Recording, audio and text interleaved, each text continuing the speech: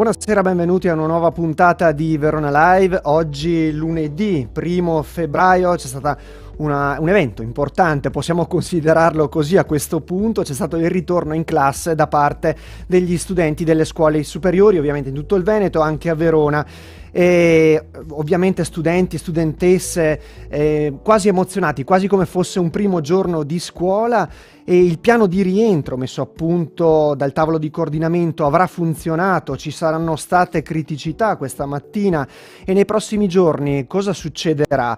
Ne parliamo questa sera, se riusciamo a stabilire il collegamento con Davide Di Michele, vicepresidente della provincia di Verona. Abbiamo qualche difficoltà, ma vediamo di recuperarlo. Ricordo che siamo in diretta su Radio Adige TV, canale 640 del digitale terrestre, e su 2 pagine Facebook, Verona Daily e Radio Adige. Potete scriverci anche su Facebook se volete commentare assieme ai nostri ospiti per partecipare alla trasmissione. Quindi Patrizio Del Prete, vicepresidente del sindacato ANIEF Veneto, e Giulia Ferrari, cofondatrice di Ridateci la scuola. Benvenuti ai nostri ospiti. Buonasera, grazie dell'invito. Prego. Allora, andiamo un attimo a vedere come abbiamo titolato il nostro daily, la notizia di apertura di questa sera, che darà proprio il titolo anche al nostro quotidiano digitale. Verona, promosso il piano di rientro, zona gialla, ripartenza da scuole superiori, soddisfazione in comune a Verona per il piano appunto messo in piedi dall'amministrazione comunale, ma anche dalla provincia, dalla prefettura. Sappiamo quanto tutto ciò sia importante per i nostri giovani e per le loro famiglie. Abbiamo fatto tutto il possibile per permettere che avvenisse in sicurezza. Questo è il commento del sindaco Sborina. Lo vediamo qui in questa foto all'interno della sala comandi traffico della polizia locale, con i monitor che hanno appunto fotografato tutta la giornata. E poi ecco, è andato bene, questa è chiaramente la fonte comunale, ma ci crediamo, ovvio, la fonte ufficiale. È andato bene il piano del trasporto pubblico. Qui alcune foto di studenti questa mattina alla stazione di Porta Nuova. E poi abbiamo lanciato un sondaggio, poi lo leggeremo i risultati. Credi sia giusto far rientrare in classe gli studenti delle scuole superiori? Lo vedremo chiaramente in serata. Ma appunto andiamo avanti con il nostro programma. Sentiamo proprio le parole di Luca Zanotto, vice sindaco e assessore con delega ai trasporti, sul sopralluogo effettuato questa mattina assieme al sindaco Sborina. Abbiamo visto alcune foto e quali sono stati i dati emersi dal monitoraggio. Sentiamo. Questa mattina siamo andati proprio in sopralluogo per verificare che la situazione fosse come ce l'aspettavamo dai calcoli che avevamo messo in campo, ed effettivamente, visto un po' la situazione a Città di Nims, nella piazza Cittadella, stazione FS e poi anche alla centrale del traffico, dove con le telecamere abbiamo il monitoraggio costante e continuo di tutti gli incroci semaforizzati della città, abbiamo visto che effettivamente questo tipo di scaglionamento ha portato con sé sicuramente dei benefici dal punto di vista del traffico veicolare. Diciamo che da questo monitoraggio 3.100 sono le corse che vengono impiegate quotidianamente da ATV normalmente nel sistema scolastico ordinario. In questo caso con una flotta di 600 autobus aziendali impiegati, dicevo appunto ne sono stati aggiunti 70, per un totale in più di 350 corse che si sono aggiunte a quella che è la fase, diciamo, ordinaria di ripresa scolastica. Questo ci ha dato la possibilità appunto di vedere anche in questa mattina che il piano sostanzialmente ha funzionato e di fatto non si sono registrate al momento situazioni di criticità. Allora, non si sono registrate situazioni di criticità. Chiedo ancora un attimo di pazienza ai nostri ospiti, perché il nostro Alessandro Bonfante questa mattina era proprio lì fuori dal liceo Montanari e dalle scuole Montanari e ha monitorato la situazione. Vediamo il suo servizio. Negli ultimi mesi si è parlato molto di scuola e di giovani, spesso però in maniera superficiale e limitata a uno schieramento. Giornata di rientro in classe oggi per le scuole del Veneto, e davanti al liceo Montanari di Verona la rete degli studenti medi ha organizzato un piccolo momento di protesta per chiedere dei miglioramenti radicali nella gestione delle scuole. Il problema fondamentale adesso per la ripartenza a scuola è una sostanziale mancanza di risposte e la mancanza di un coinvolgimento degli studenti nella ricerca di soluzioni per il ritorno a scuola. Per quanto riguarda i trasporti, sono stati predisposti bus aggiuntivi anche con l'intervento dei privati, e i mezzi viaggiano al 50% della capienza.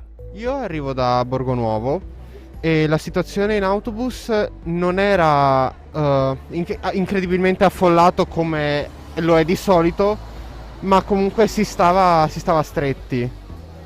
Non era impossibile poter rispettare distanze come è necessario fare. Insieme ai rappresentanti degli studenti di alcuni istituti veronesi, la rete degli studenti medi ha inviato una lettera alle istituzioni per chiedere maggiore attenzione alla didattica, ai trasporti e alle difficoltà anche psicologiche derivanti dalla didattica a distanza. Noi chiediamo un maggior coinvolgimento degli studenti, noi chiediamo dei tavoli di lavoro per poter creare delle discussioni e poter portare le nostre istanze direttamente alle istituzioni. La maggior parte delle persone che trattano della scuola non conoscono la scuola, non sono nelle scuole. Noi studenti adesso sappiamo di cosa c'è bisogno. Avete visto appunto il servizio di Alessandro Bonfante. Qui avremmo dovuto avere il contributo di David Di Michele o comunque la partecipazione, ma come vi dicevo siamo in diretta, abbiamo riscontrato dei problemi di collegamento, quindi dobbiamo un po' rivedere anche il nostro palinsesto, il nostro programma e andare avanti. Prima di passare appunto a Patrizio Del Prete farei ascoltare il contributo del presidente di ATV Massimo Bettarello, che chiaramente ha partecipato in questi mesi al tavolo di coordinamento tra prefettura, provincia, comune e altri enti per arrivare pronti a questo appuntamento, e sentiamo le sue sensazioni su quanto appunto è successo oggi, lunedì, primo giorno di riapertura delle scuole. Se mi consente un preambolo, questo è un intervento molto molto importante, molto dispendioso sia dal punto di vista delle risorse che dal punto umane che dal punto di vista delle risorse economiche impiegate. È un lavoro che era cominciato per correttezza intellettuale con la Regione, con l'assessorato ai trasporti della Regione a partire da ottobre, che si è poi concretizzato con il tavolo prefettizio così come voluto dal governo. Devo dire che eravamo già pronti a partire il 7 di gennaio. Questo ulteriore mese ci ha consentito di affinare ancora di più la nostra struttura, il nostro servizio e la rete che abbiamo proposto. Il dato di questa mattina, e ho i dati delle entrate perché evidentemente quelli delle uscite non le ho, segnano come dire un ottimo risultato. Non abbiamo avuto problemi particolari in nessuna area né della città né della provincia. Abbiamo visto che noi abbiamo messo in campo 70 autobus privati che corrispondono a circa 300 corse aggiuntive, e abbiamo messo in campo 70 ausiliari all'incarrozzamento, oltre a 30 addetti di ATV, quindi circa 100 persone che abbiamo dislocato in quasi tutte le più importanti fermate o hub della città e della provincia. Devo fare anche un ringraziamento alla Polizia Municipale, in particolare di Verona, ma anche alle polizie municipali di molti dei comuni della provincia, perché l'appello che abbiamo lanciato mercoledì scorso è stato raccolto anche dai sindaci, e quindi si è cercati di lavorare tutti assieme. Ecco, entriamo nel vivo coinvolgendo i nostri ospiti. Partiamo da Patrizio Del Prete, ricordiamolo, vicepresidente di ANIEF Veneto, ma anche presidente e coordinatore di ANIEF Verona.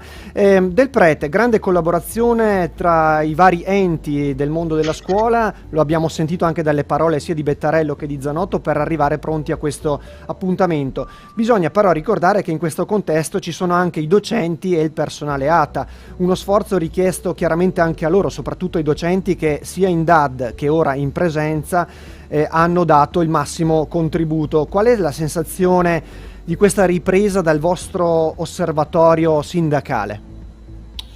Beh, allora ringrazio per l'invito. Innanzitutto, come ANIEF Veneto abbiamo partecipato a numerose riunioni dove abbiamo portato anche il nostro contributo, però per quanto riguarda i docenti dobbiamo dire che la DAD ha rappresentato nel momento della chiusura solamente un rimedio, ma non la cura, perché i ragazzi dovevano tornare a scuola. Come ANIEF abbiamo sempre sostenuto la necessità del tracciamento e del ritorno dei ragazzi a scuola, ma soprattutto di fare un monitoraggio continuo, che in parte c'è stato. Ci aspettavamo molto di più, soprattutto anche perché su Verona rappresenta nell'ambito della Regione Veneto un'eccezione, perché è l'unica provincia che ha avuto uno scaglionamento di entrata da parte degli allievi. C'è uno scaglione che parte dalle 8, che soprattutto sono le classi prime e seconde, poi terzo, quarto e quinto. Rimane comunque il fatto che i docenti e il personale ATA in tutto questo anno scolastico si è dato molto da fare, ha dato un contributo notevole. Dispiace che comunque si poteva fare molto già sin dall'estate, ma si è voluto trovare una soluzione più semplice, quella di chiudere appunto la scuola. La scuola non va chiusa perché ormai gli episodi, la scuola non deve essere solo un luogo dove si studia, la scuola è anche un luogo di socializzazione. Come possiamo già, dicevo prima, notare che in giro vediamo tutte queste gang di giovani che si sono quadruplicate, come sono anche leggermente aumentati i casi di suicidi. Ci fa piacere che ci siano stati degli aumenti delle corse, però rimane sempre, io ho anche posto la questione alla direttore generale Palumbo, la questione degli istituti professionali, perché l'ATV mette sì a disposizione degli speciali, però in orari ben precisi. Quindi che cosa comporterà questo in prospettiva? Nonostante che i dirigenti scolastici abbiano portato il loro contributo, portando appunto degli orari favorevoli sia per gli allievi ma anche per le varie uscite, però un istituto professionale che termina alle 4 ha dovuto di molto anticipare appunto le ore, quindi questo comporta una grave perdita per il diritto allo studio degli studenti. Certo. Senta, Del Prete, rimaniamo ancora un attimo su di lei, poi daremo parola chiaramente anche all'avvocato Giulia Ferrari.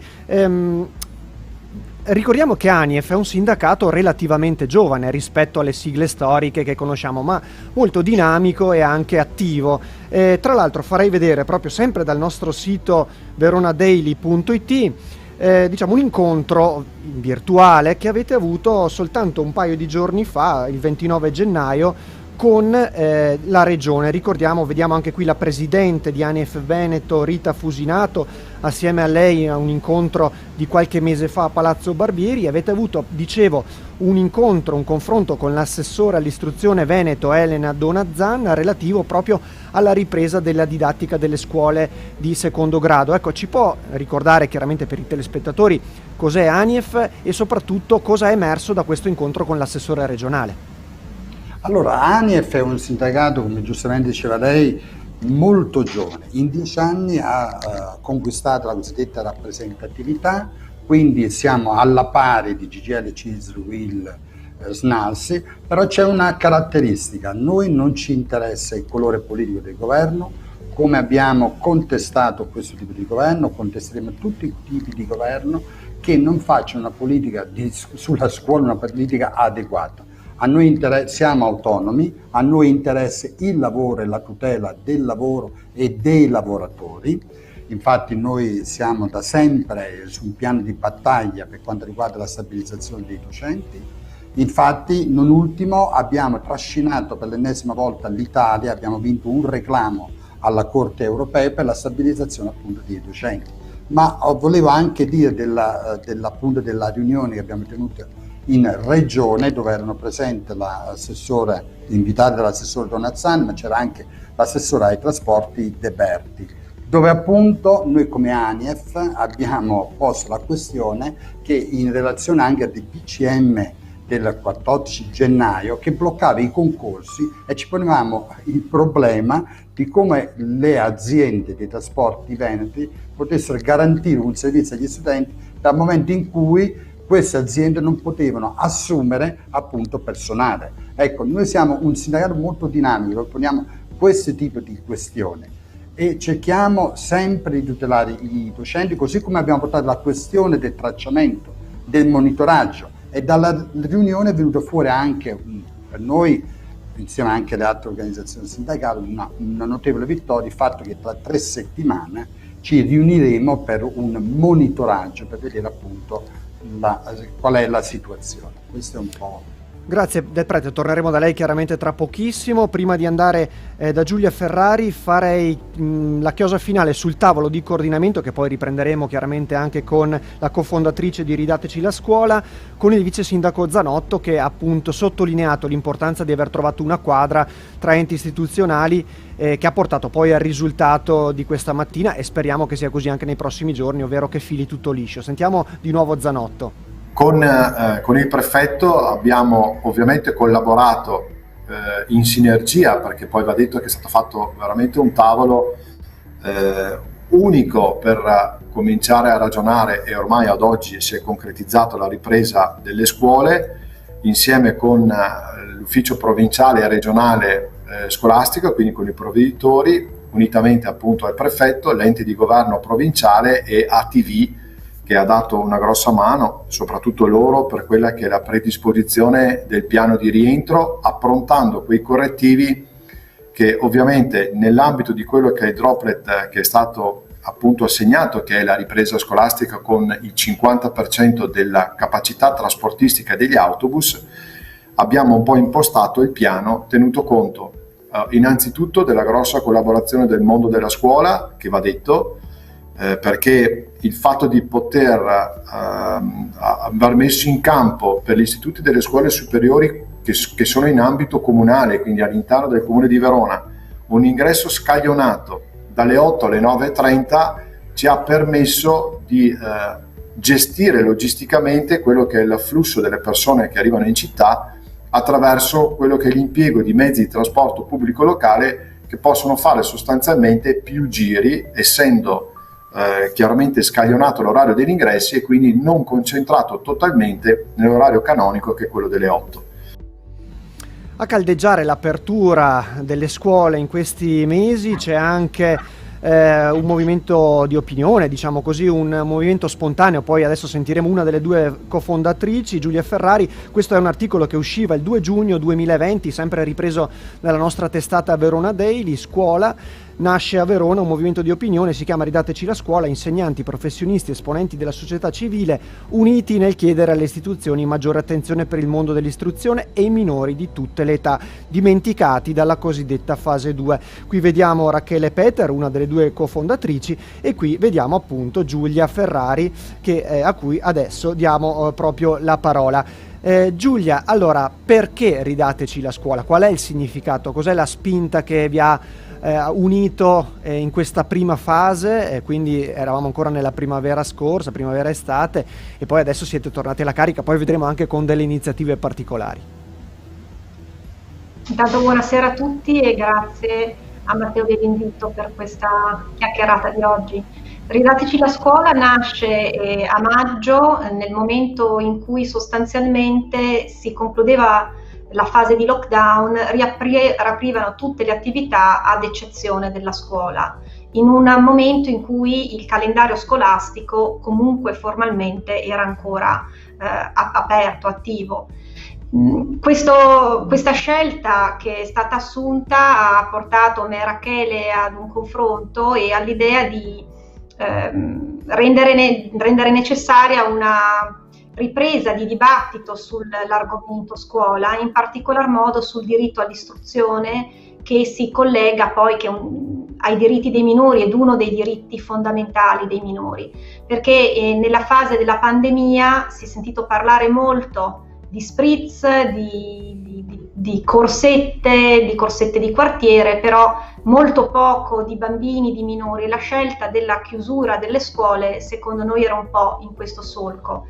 È nato così spontaneamente, come giustamente dicevi tu, un movimento di opinione fatto fondamentalmente da cittadini che hanno condiviso la necessità di riportare, diciamo, all'attualità anche del nostro dibattito cittadino, quindi all'interno delle istituzioni territoriali veronesi, questo argomento, cioè i diritti dei minori, il diritto all'istruzione e l'importanza della scuola come luogo non solo di sviluppo delle competenze culturali, ma anche come luogo di crescita personale e di crescita civica.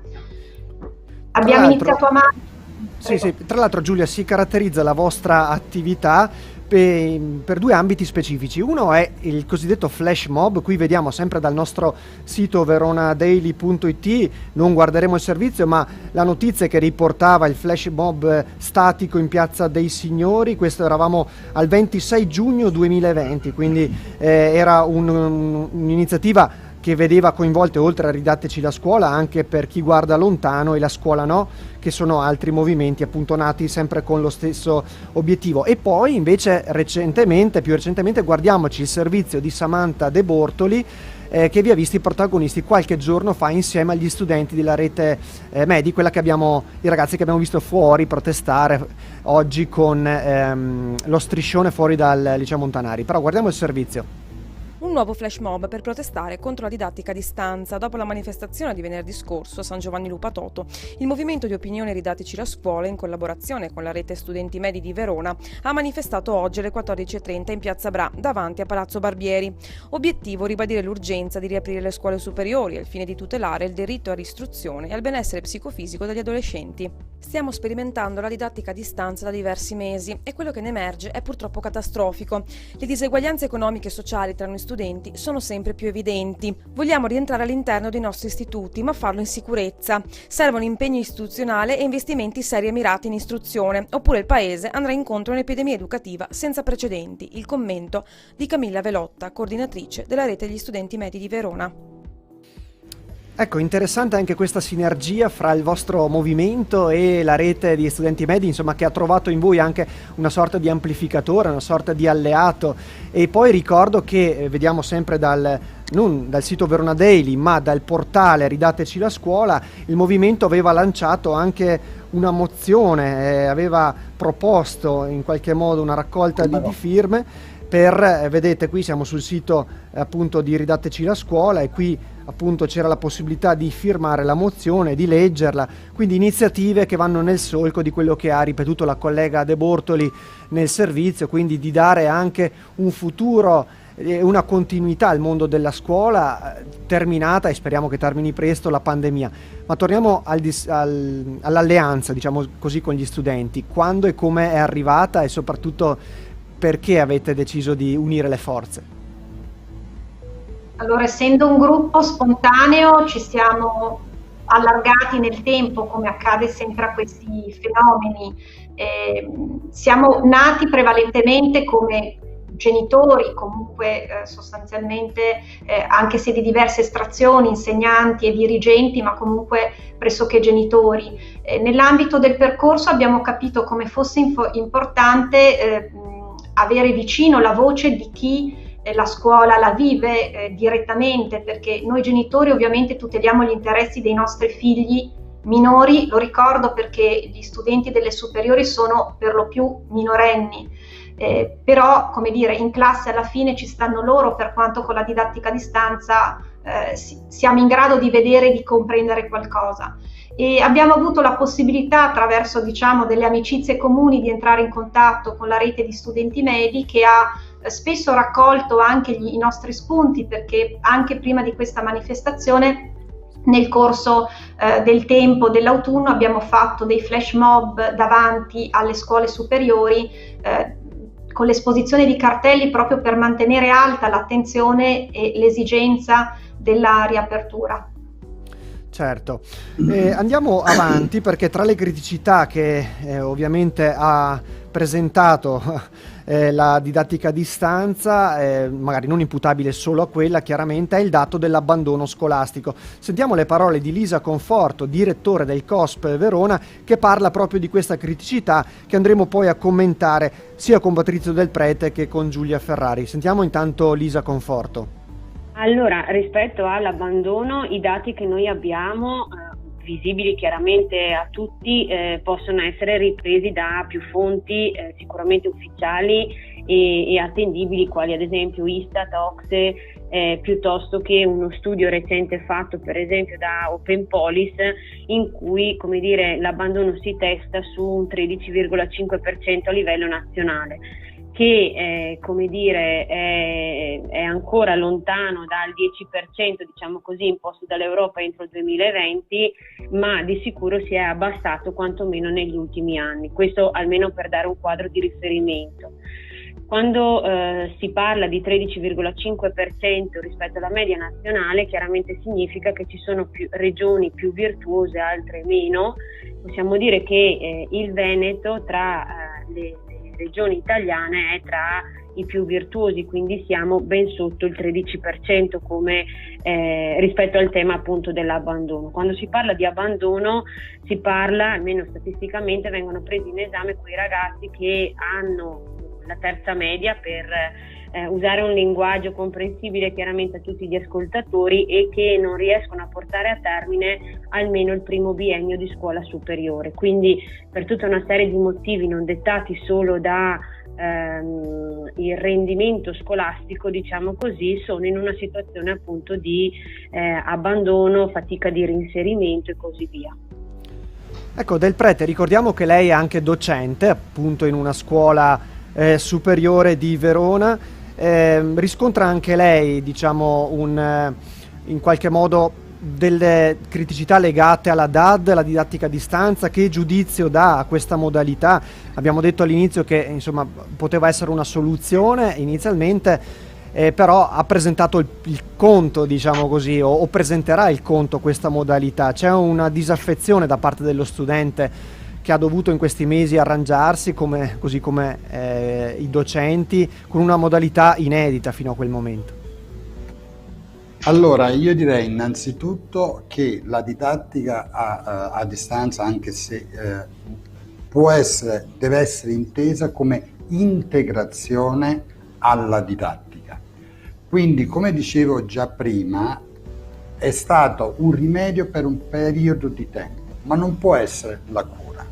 La cura è altro. Infatti si parlava dell'abbandono scolastico. L'abbandono scolastico è un tema molto importante in Italia. Per fortuna a Verona non soffriamo dei dati come sono in altre parti del paese, però la DAD ha aumentato ancora di più le disuguaglianze, tant'è che noi come ANIEF a livello nazionale abbiamo proposto che nel recovery plan si possono stanziare circa 10 miliardi di euro proprio per stabilizzare i docenti e ridurre proprio le classi pollaio, per favorire quanto di più possibile l'inclusività e l'integrazione proprio dei docenti.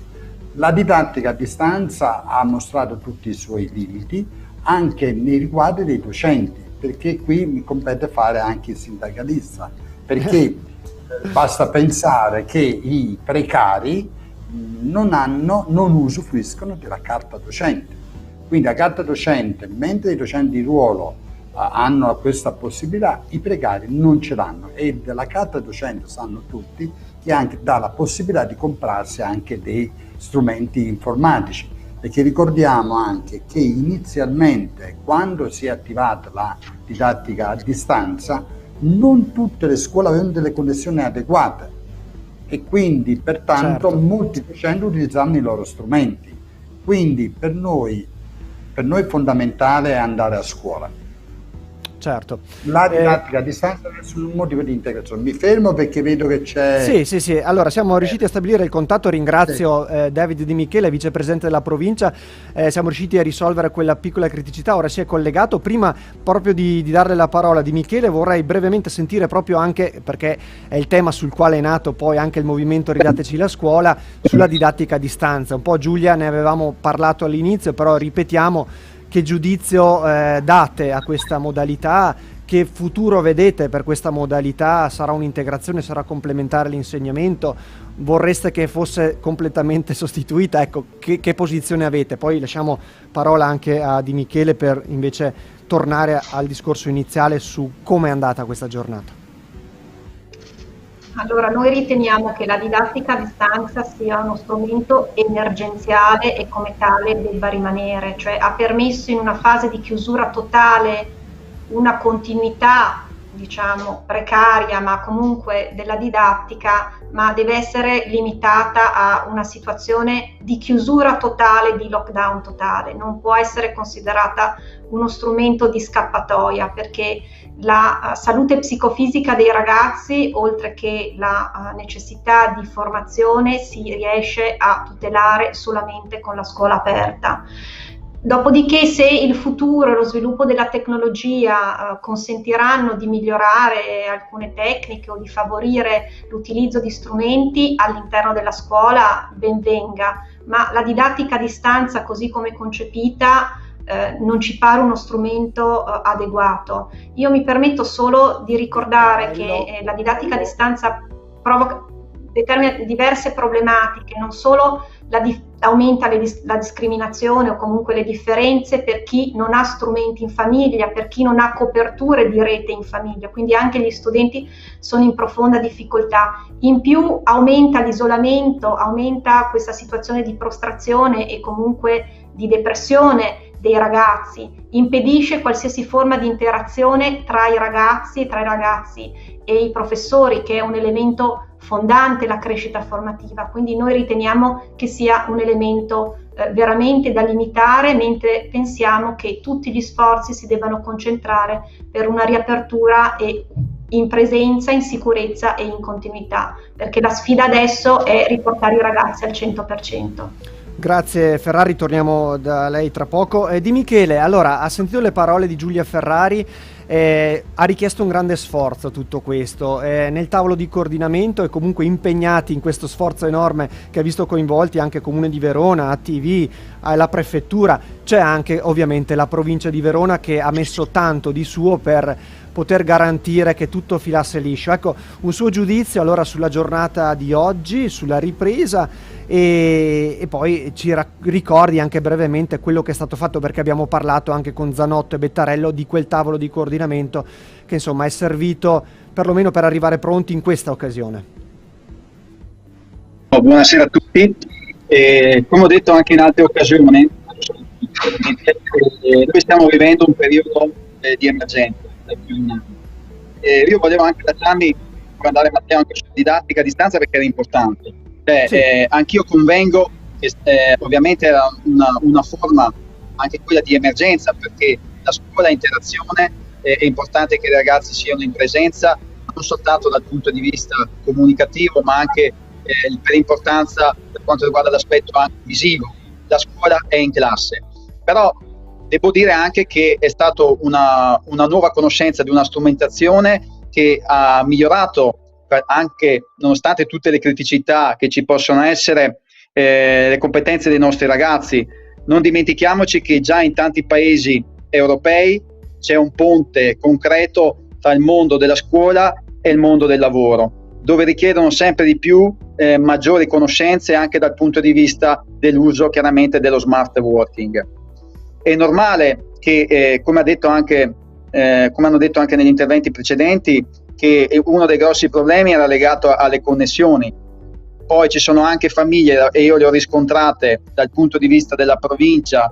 Noi siamo legittimati per la gestione di tutti gli istituti di secondo grado, oltre 51. Abbiamo riscontrato che c'erano anche dei ragazzini, ahimè, che non erano nelle condizioni di poter utilizzare delle strumentazioni che gli potevano permettere anche di scaricare i dati, perché magari erano in contesti familiari dove all'interno del nucleo c'era soltanto un computer, quindi con tutte le difficoltà che possiamo immaginare. Tornando alla sua domanda, è chiaro che dal punto di vista della gestione, io parlo per la provincia, che noi abbiamo le competenze per il recupero degli spazi, le manutenzioni ordinarie, secondo grado, straordinarie per gli istituti di secondo grado. Noi avevamo messo la condizione tutti i ragazzi di poter iniziare l'anno scolastico. A volte ci dimentichiamo, ma se è potuto partire è grazie anche all'intervento nostro che abbiamo assicurato la consegna di tutti quei banchi, di tutte quelle segnaletiche per indicare i percorsi, perché sappiamo bene che poi i banchi del Ministero sono arrivati in via successiva. Adesso si sta discutendo in questi giorni anche delle ribaltine. Ecco, devo dire che anche la provincia invece ha consegnato dei banchi e delle sedie che comunque erano in stile università e quindi non con quella caratteristica fornita dal Ministero. Noi siamo l'unica provincia a livello nazionale da 3 anni che adottiamo il sistema di Rigenera. Andiamo a recuperare tutti quei banchi magari un po' usati, che però attraverso delle gare con ditte specializzate riusciamo a rimettere in circolo, anche seguendo quello che è l'iter dal punto di vista dell'ecosostenibilità e anche dal punto di vista ecologico. Nei primi tavoli che avevamo fatto con tutti gli attori principali del mondo scuola, l'editorato, l'ATV, tutti i docenti, i dirigenti, i collaboratori, era emerso ovviamente che il primo problema era legato al mondo dei trasporti, perché sappiamo bene che in quella fase il governo non aveva messo a disposizione delle risorse. Pensiamo ad esempio all'ATV, che per circa 6 mesi è rimasta ferma perché nessuno prendeva l'autobus, essendo anche un'azienda a partecipazione pubblica e privata, sono state riscontrate delle grosse perdite. Quindi nella prima fase non erano sicuramente nella condizione di investire nuove risorse economiche, né tantomeno risorse umane, per incrementare quelli che erano i chilometri e chilometri di linee per tutto il percorso della provincia veronese. Solo in via successiva è stato appunto apportato un sostegno, un supporto, che poi hanno giustificato chiaramente, come è successo adesso per Verona con la ripartenza, grandi risorse umane, grandi investimenti, steward che controllano ed evitano eventuali assembramenti, cose che secondo me, se ci fosse stato un sostegno in precedenza, avremmo probabilmente garantito maggior sicurezza. Però per quanto riguarda i complessi scolastici, erano già garantiti fin dall'inizio, perché chiaramente abbiamo fatto di tutto per garantire e recuperare spazi, anche grazie all'apporto di altre fondazioni o enti esterni che ci hanno messi a disposizione delle strutture che noi con degli interventi abbiamo adeguato ad uso scolastico. Era auspicabile far partecipare al tavolo anche associazioni di genitori? Qui abbiamo, diciamo, un movimento Ridateci la scuola, o associazioni studentesche. A quanto ci risulta per il momento non sono state troppo coinvolte, o almeno a questi tavoli. Poi sentiremo la stessa Giulia Ferrari. C'è un motivo, oppure avete ritenuto, insomma, di poter risolvere la questione e pianificare chiaramente anche nelle sedi istituzionali, quindi già con prefettura, che porta come ente istituzionale poi il carico, anche la responsabilità delle varie rappresentanze? Sì, è chiaro che noi siamo sempre stati un po' condizionati da quelli che erano i DPCM che arrivavano. Gli attori principali erano quelli che hai correttamente menzionato. Devo dire che anche l'associazione, io ho partecipato un paio di giorni fa a un tavolo in una commissione del Comune di Verona, dove partecipava anche, credo, la dottoressa qui presente, no? Se non vado errato, ecco, come rappresentante anche dell'associazione. È giusto ascoltare i genitori, lo siamo anche noi, quindi capiamo tutte le problematiche inerenti ai nostri figli, però secondo me in una decisione che coinvolgeva un po' tutti quelli che sono i responsabili, diciamo, del mondo scuola, era prima corretto trovare le soluzioni appunto attraverso questi tavoli di concertazione e di condivisione, tenendo presente che comunque queste realtà di queste associazioni pro genitori, pro ragazzi presso i nostri in presenza, credo che siano tutte condivisibili e che tutti noi non possiamo che avallare. Ovviamente questi tavoli spesso sono anche tavoli riservati, perché vengono prese delle decisioni che vanno consultate, quindi non rese subito pubbliche, se non dopo che vengono definiti tutti quelli che sono i percorsi necessari, ma sempre tutelando la sicurezza dei nostri ragazzi, ovviamente. Grazie Di Michele. Ferrari, ha sentito, insomma, magari c'è la possibilità, c'è comunque un'apertura, adesso si è ripartiti, bisogna ricostruire, ecco che le associazioni di genitori potrebbero avere in questa seconda fase probabilmente una voce in capitolo.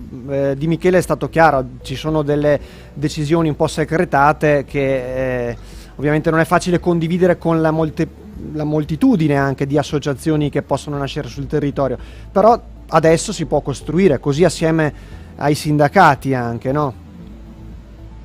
Ma io credo che i sindacati siano peraltro stati coinvolti a tavolo, ma sì. Al di là di quel che è stato, per esempio, il tavolo tecnico per la riapertura della scuola del Comune di Verona di quest'estate è stato aperto su richiesta del nostro gruppo, e il Comune ha accettato questa richiesta e ci ha fatto partecipare a tutti gli incontri. Ovviamente non abbiamo la pretesa di essere dappertutto, però riteniamo che una pubblica amministrazione diligente e vicina al cittadino più è trasparente e meglio è, quindi credo che trovare dei momenti di confronto e non solo di comunicazione di un risultato, ma anche di consultazione e di ascolto di quelle che sono le istanze, perché ricordiamoci che la scuola, il popolo della scuola è costituito fondamentalmente dagli studenti, dagli insegnanti, dal personale ATA, ma anche considerando i numeri, gli studenti sono prevalenti anche nell'utilizzo dei trasporti, quindi noi riteniamo che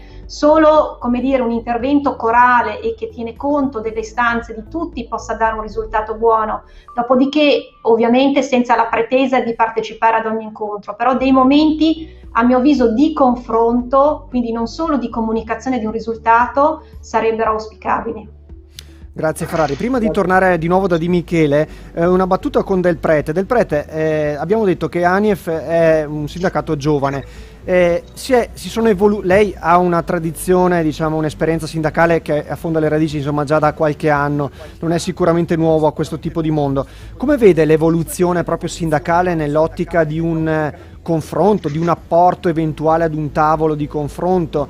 È cambiato qualcosa rispetto al passato? Che tipo di approccio deve avere un sindacato interfacciandosi con, per esempio, l'associazione di genitori, con le istituzioni qui rappresentate per esempio da Davide Di Michele come la provincia di Verona?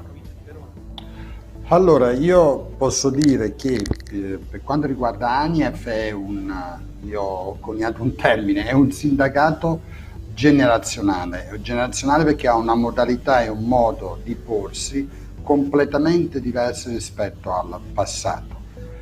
La concertazione va bene, ma comunque rimane il fatto che la concertazione non deve essere un qualcosa di statico, deve essere un qualcosa anche di dinamico, di partecipazione attiva, fattiva. Infatti noi, ben venga il discorso della cofondatrice di Dateci la Scuola, cioè di un continuo colloquio con i genitori, gli studenti, perché sono parte attivi proprio del mondo della scuola, per quanto riguarda noi del mondo della scuola. Per esempio, io porto un caso, personalmente credo che la gestione della riapertura della scuola è stata sbagliata a monte, non doveva essere la prefettura a gestire, perché pur facendo un egregio lavoro il prefetto, però era una questione che doveva essere risolta da chi? Dagli attori principali. Chi sono? Era l'assessorato ai trasporti della Regione Veneto, poi le varie province, le varie aziende dei trasporti e in principal modo appunto gli istituti scolastici nella loro autonomia, perché la prefettura cosa ha fatto? Ha preso dei dati, dei numeri, li ha aggregati e poi dopodiché disaggregandoli con le aziende di trasporto, però dimenticando il caso ad esempio degli istituti professionali che ho portato prima, dimenticando i vari orari, cioè la scuola non inizia alle 8 e finisce a mezzogiorno, c'è una complessità di orari che appunto andava affrontato con i dirigenti scolastici, cioè chi è sul campo, non chi è in prefettura. Cioè, forse del Prete, dico io, immagino io, adesso sentiremo magari da Di Michele, prima di far però vedere un contributo sempre di Bettarello, che forse la prefettura è intervenuta così a pie pari per scongiurare anche problemi di ordine pubblico, forse considerando anche la pandemia in corso. Però è chiaro, come dice lei, che forse un coinvolgimento degli attori protagonisti, quelli che tutti i giorni sono sul campo, poteva velocizzare. Allora io dico, sì. Scusa se mi sono sovrapposto. Allora, quello che voglio dire io è, cioè, a risolvere il problema della scuola andava affrontato già da giugno con un organico. L'organico che il Ministero ha messo in moto, il cosiddetto organico Covid, è basso solo per gli ATA ma non per i docenti, che sono stati 000. Sì, si è attivato. Il problema è la classe pollai, il problema è la legge 133 del 2008 che ha ridimensionato il tutto. Vuoi far funzionare la scuola? Bene, riduci la presenza in classe. Noi abbiamo strutture edilizie che quando ci va bene riguardano gli anni 60, quando ci va bene. E su quindi, questo sì, sono dobbiamo chiaro. bene. Infatti su questo rilancio proprio di Michele, perché su appunto la situazione degli stabili a disposizione per esempio della provincia l'ente ha già fatto una sua valutazione, una sua riflessione, e poi prima però di dare la parola al vicepresidente le farei sentire chiaramente un contributo anche di Bettarello, che presume che ci sarà un aumento anche di passeggeri nei prossimi giorni, perché oggi si sono alcuni anche un po' organizzati con il trasporto privato e quant'altro, e quindi abbiamo chiesto cosa succederà quando aumenterà il numero di passeggeri, domanda che farò a lei successivamente insieme allo spunto lanciato da Del Prete. Sentiamo di nuovo Bettarello. Ad oggi, come ho detto, quindi problemi non ne abbiamo riscontrati, ovviamente monitoriamo attentamente tutti i flussi. Ragionevolmente il numero di passeggeri dovrebbe crescere col passare delle giornate, perché evidentemente i primi giorni tutti hanno una necessità di organizzarsi, e soprattutto dobbiamo essere molto attenti e molto pronti a quello che succederà quando poi dalla didattica in presenza al 50% si passerà a quella al 75%, quindi con un ulteriore flusso di passeggeri sui mezzi, e a tal fine abbiamo già contrattualizzato un altri 20-30 mezzi che teniamo fermi e pronti per eventuali interventi ulteriori. Ecco, di Michele, due gli spunti. Allora, quando la didattica a distanza passerà dal 50 al 75%, aumenterà il traffico veicolare dei mezzi appunto pubblici, ma anche la percentuale di persone che salirà su questi mezzi. E poi Del Prete sollevava la questione delle classi pollaio, o comunque degli spazi che sarebbero in taluni casi inadeguati. Cosa risponde un po' a queste due questioni? Guardi, quando è partito, ahimè, il problema della pandemia, noi in accordo con i dirigenti scolastici, quindi parlo sempre per quanto alle mie competenze agli istituti di secondo grado, abbiamo effettuato con i nostri tecnici tutta una serie di sopralluoghi al fine di avere un check-up completo di tutte quelle che erano le realtà dei nostri istituti, e per poter poi intervenire dove era necessario e dove c'erano delle criticità. E dove dovevamo recuperare spazi per cercare di rispettare le normative, le nuove sul DPCM per quanto riguarda la sicurezza, abbiamo fatto, l'ho anticipato anche prima, degli accordi con nuove strutture messe a disposizione da altri enti o da fondazioni, dove siamo riusciti ad intervenire anche dal punto di vista strutturale al fine di rendere agibile e soprattutto ad uso scolastico quelle strutture. Dopodiché ci è stato detto a livello governativo che appunto, visto che la pandemia cresceva, che i ragazzi non potevano più tornare in presenza, quindi dovevano tornare a casa, e sappiamo bene come è stato il nostro percorso. Sono stati fatti anche degli investimenti per garantire il rientro dei nostri studenti in pieno regime, e soprattutto rispettando la loro sicurezza, e non solo di tutti i collaboratori, di tutti i docenti, di tutti coloro i quali girano nel mondo scuola.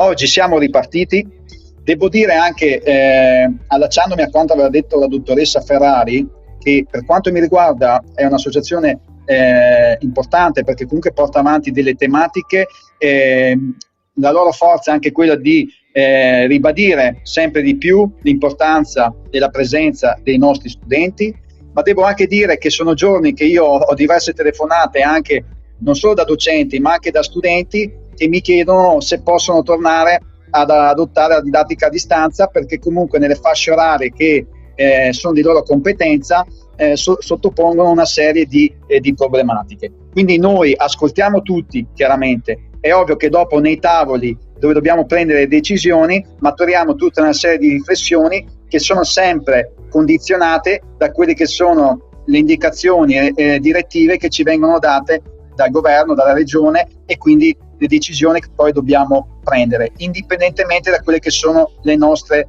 valutazioni. Quindi adesso come adesso siamo ripartiti, come dicevo prima, sono state impiegate risorse importanti che probabilmente dovevano arrivare già in anticipo quando discutevamo le problematiche inerenti al mondo trasporti, cosa che non è avvenuto. Adesso sono state messe in campo tutta una serie di risorse umane che controllano i vigili, insomma tutta una serie di supporti necessari per controllare da una parte l'eventuale zona dove si possono creare degli assemblamenti, controllare gli autobus che vada tutto secondo il rispetto appunto delle normative sulla sicurezza e vedere come sarà il proseguo. Ma ripeto, gli istituti scolastici è vero che sono tanti vecchi dal punto di vista proprio dell'età, infatti spesso noi dobbiamo fare degli interventi anche straordinari, però devo dire anche che la provincia è da anni che sta investendo milioni e milioni di euro per quanto riguarda i CPI, le certificazioni di prevenzione incendi, e anche per quanto riguarda la vulnerabilità sismica. Quindi i nostri istituti chiaramente nell'arco di 2 o 3 anni saranno dotati e completati di tutte queste certificazioni estremamente importanti perché garantiscono la sicurezza. Concludo anche dicendo che tutti noi, e ahimè bisogna essere anche onesti, si parla spesso di sicurezza, ma ogni anno arrivano sempre tagli sulle risorse economiche. La provincia sono anni che è costretta a cedere delle quote patrimoniali di partecipazioni in enti o quant'altro per cercare di recuperare la liquidità per andare dove? Per investirla dove? Nelle strade, sui ponti e sulle scuole. E questo non deve essere così, insomma, perché poi tutti ci lamentiamo, ma quando la coperta è corta noi dobbiamo fare anche noi delle scelte e non è corretto, perché tutti parlano di sicurezza, ma poi quando dobbiamo andare nel concreto ci troviamo dei tagli, e sappiamo bene quanto sia importante soprattutto avere delle risorse da poter impiegare in queste tematiche alquanto importanti e delicate. Nel frattempo è arrivato su Facebook, sono arrivati dei messaggi, Marco Bontempo che sostiene con piacere, diciamo, il grande lavoro della provincia, in particolare di David Di Michele, Elisa Natale che esprime, diciamo, la sua soddisfazione per ANIEF, Domenica Nicoletta dice: ritengo che nella lista delle device debba essere integrato anche lo smartphone, quindi l'utilizzo del telefono come dispositivo per far interagire gli studenti. Tra l'altro vi leggo un comunicato di oggi: con l'emergenza Covid più di 4 imprese su 10, quindi il 41%, sono corse in banca per affrontare il calo.